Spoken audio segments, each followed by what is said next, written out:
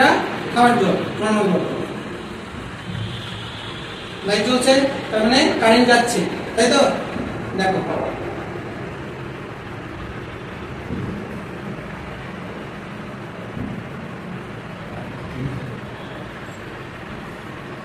জ্বলছে লাইট,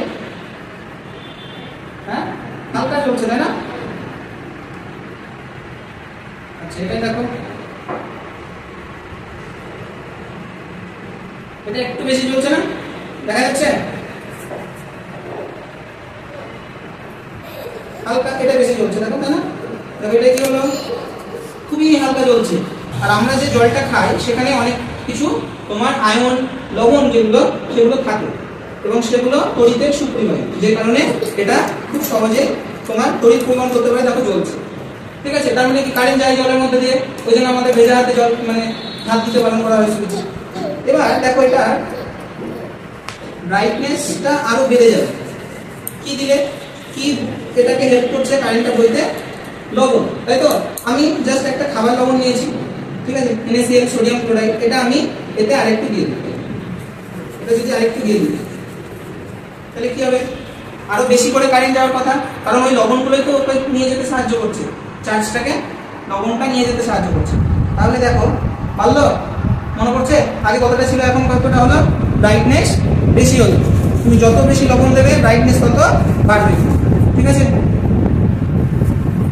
এভাবে ব্রাইটনেসটাও বাড়ানো যাবে।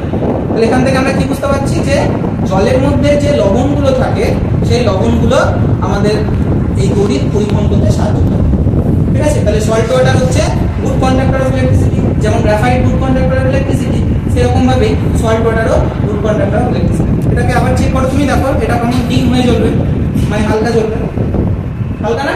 দেখবে এটা বেড়ে যাবে, পাচ্ছে? আমি দেখতে পাচ্ছি না, তোমরাই বলো, পাচ্ছে না? দেখো ভালো, আগের থেকে কিন্তু ভালো। কেন বললো? কারণ এর মধ্যে আমরা কি দিয়েছি? লবণ দিয়েছি, অর্থাৎ এর মধ্যে কিছু আয়নস তৈরি হয়। যেমন আমি যে লবণটা দিয়েছি এখানে সেটা হচ্ছে খাদ্য লবণ, অর্থাৎ NaCl। NaCl যখন জলের মধ্যে ইলেকট্রিসিটি পাবে তখন ওটা Na+ আর Cl- এ ভেঙে যাবে। এবার যত বেশি Na+ Cl- তৈরি হবে তত ভালো চার্জ ফ্লো করতে পারবে, আদান পরিবহন হবে, ঠিক আছে?